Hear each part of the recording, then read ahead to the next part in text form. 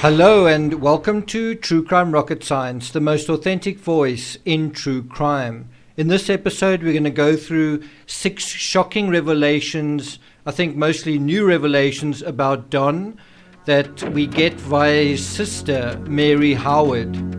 Mary's actually his stepsister, and she actually kind of went on the record speaking with the Unmasked channel a couple of hours ago. I'll put a link to the discussion in the description. But what I want to emphasize here is, I did mention it earlier, is that we know that they are using substances, we know that they're drinking, we know that there's dysfunction, we know that there's neglect. The question is how much.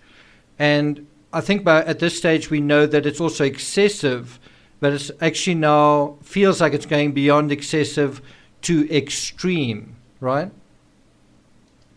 Today is day 39 since 5-year-old Summer Wells disappeared, and on this day the search is commencing with the ECU search team joining in, and let's hold thumbs that something good comes out of the search efforts currently underway this weekend. Before we get to today's episode, if you haven't subscribed to the channel, please do. Like, share, leave a comment. Thanks to everyone who participated in yesterday's live, and let's get started. So I think the first shocking revelation worth mentioning is that when Don was a kid, just 5 years old, he burned down, I'm not sure if it's his father or stepfather's barn, but he burned down Mary's father's barn. And I get the feeling they've got different fathers, but in any event, Don burned down the barn. He was playing with matches with his other sister, and obviously the hay caught fire, but it was actually quite a serious thing. Not only did the barn burn down, but a lot of animals inside the barn as well.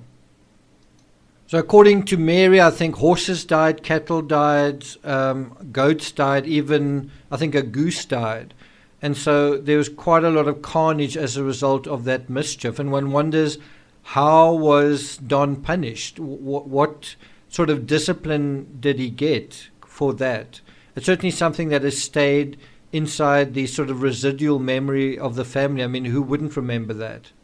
So the second shocking revelation is that Don, according to Mary, wanted to traffic Don Jr. So apparently what happened was Don's mother actually caught Don trying to sell his 2-year-old son. Don Jr. was 2 years old at the time.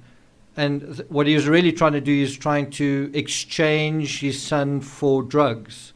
And that gives you an idea to what extent, and also to some extent for how long, Don has been kind of at the mercy of these substances, where it's sort of all things secondary, all other lives expendable. Does that make sense? And so you would imagine in a situation like this, if something had to happen to Summer, would it really be anathema? Would it really be something so foreign or alien to try to get rid of her, when he tried to do the same with his other children in different ways, but nevertheless the same thing, the disposal of a child kind of thing? Then a third revelation that came out in the discussion with Unmasked, Mary's discussion, is she said that the eldest daughter, they actually offered, so Mary's family offered to adopt Don's eldest daughter, and I think they were going to go through with it. There was paperwork, and what eventually stopped the whole thing from going on was that the mother wanted ongoing access to her daughter, and I think Mary and her husband basically said, once you sign over custody to us, then you can't ever see your daughter again. And so the whole adoption thing fell through. If I understand it correctly, I could be misunderstanding, but I think there was also some kind of financial arrangement, that I think there was some sort of financial exchange for the adoption, but I could have misunderstood what was said there. So the way Mary describes it was that Don and his wife at the time needed money really badly, and Mary and her partner felt, I think she's also divorced now, and this was also regarding Don's first wife. Anyway, Mary felt that they weren't raising their children very well, and that is why they were willing to adopt the daughter and sort of care for her. Then the fourth revelation is not necessarily shocking, but I think it is quite interesting, is that how Don got the house in Ben Hill Road, how that property became his, was that he inherited it from his mother, right? And I always find that disturbing in cases like this. I always find, in a situation where someone goes missing or whatever, when someone has benefited at the expense of someone losing their life, and I mean, that happens naturally when old people pass on, but it also foments in the mind of a person that you can basically liquidate a person for cash. It's the classic example of the ransom note. You get your daughter back, you get this person back in exchange for money. It's like money or your life kind of thing, right? And so it becomes, this whole idea, this whole psychology becomes writ large when there's this whole idea of, well, if this person's alive, you can't have that asset, or that you don't have access to that car or that house or whatever. But if they're no longer alive, then you do. And so I really want this car or that house because I need this or that or the next thing. And so this person actually being alive is standing in the way. Them being alive is an obstacle. And that does create this almost psychopathic attitude to living people, whether it's family members or others, where they can be a means to an end. And it can turn a loving person, loving, sympathetic person into something pretty grotesque and pretty horrible, kind of a monster. And so I do think it is interesting that house belonged to his mother. It wasn't something he was really able to purchase. It doesn't seem like Don has ever really had any money.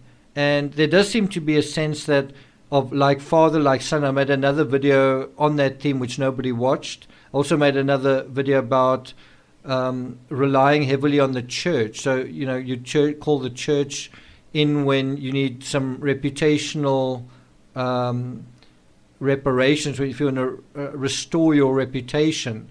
And no one really watched that video either. But both those things are really quite important, is how the sins of the father get passed down.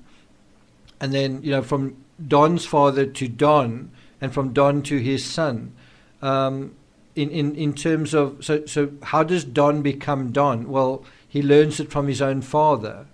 He doesn't know how to be a father. He doesn't know how to have a job. He doesn't know how to deal with money. He doesn't know how to deal with problems.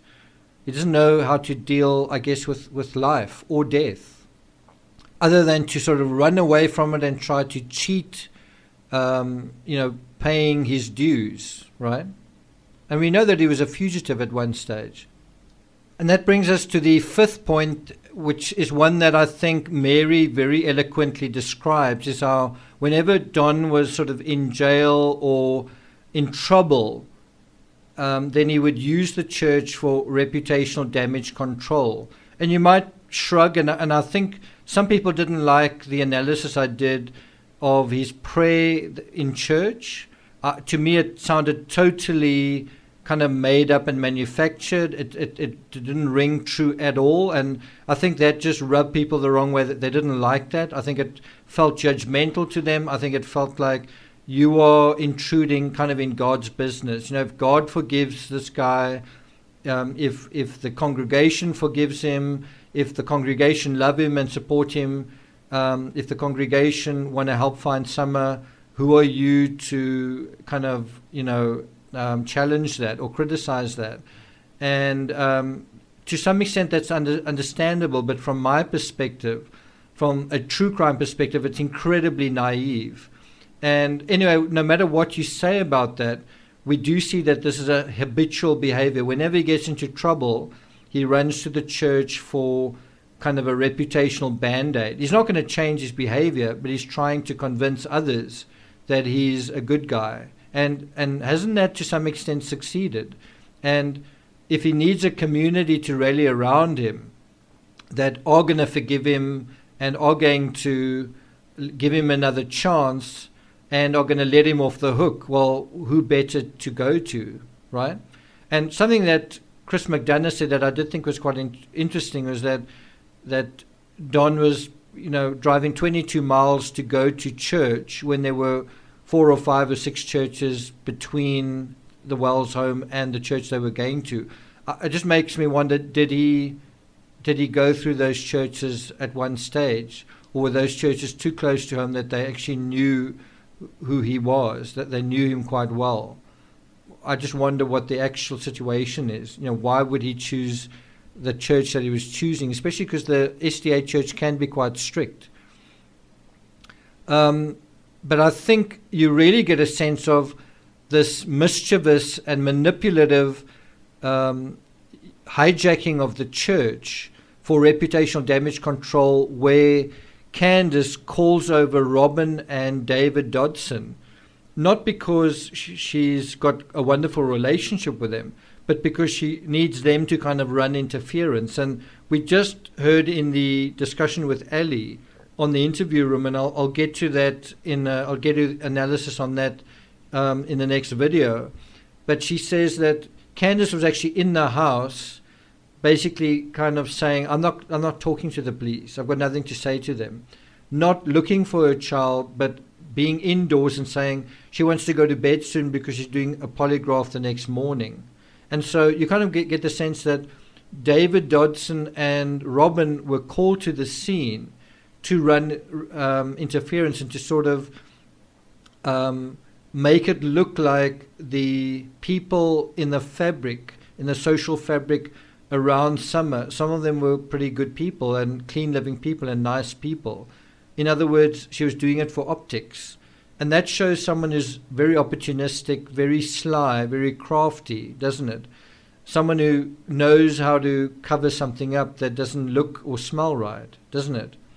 So that's something that I think is easy to both misunderstand and to underestimate, and also to get a kind of a hairs going on the back of your neck. Wow, I don't think it's your business to talk about that area, but I really think it is. I really think it is something where we need to address, because we see the same thing in the Laurie Vallow case, where people don't think about the case because they don't understand the dynamics of the Mormon church or how all of that plays out. And what happens then is that people are even more manipulated into believing things, and to kind of a wait and see approach. We'll give you the benefit of the doubt. Let's wait and see. Let's not judge.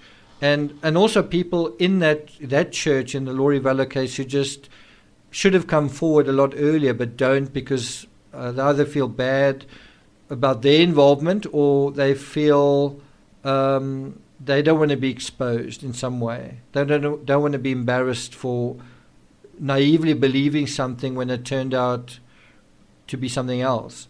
And then the sixth thing also may not seem like a big deal, but it is that Don stole marijuana from his own father. His father, I think, had a marijuana card. He was getting treatment for whatever, and I think stage 4 cancer and other things. But you kind of get a sense through this of, a minor learning to use these substances and abuse these substances through their own parents. And isn't something like that playing out in parallel with Candace and Macbeth? Isn't that exactly what is happening there? That is how it flows down intergenerationally. So I'm not going to take it further than that. Some of you might criticize me and say, wow, I think a far more shocking revelation is what happened to the children. But as far as I'm aware, I did contact a reporter to verify this. I don't know whether it's the sort of thing that is protected information. As far as I know, it is. I don't really want to go into that area because, I'm even reluctant to put images of the Wells children on YouTube, because minors do need to be protected. So I'm really only going to go into that area once the mainstream media do. But that does seem to be something that was confirmed by Mary, but I'll leave it to you guys to listen to that in the unmasked video. Have you found any revelations in terms of Don that have really shocked you, that are more shocking than the ones that I've listed here? If so, please make your list of the 6 most shocking revelations, and maybe we can talk about it. I'm going to follow up this episode with another one dealing with Ellie's thoughts on Candace, and that ought to be quite an interesting analysis as well. So look out for that. Thank you for listening, and I'll see you guys next time.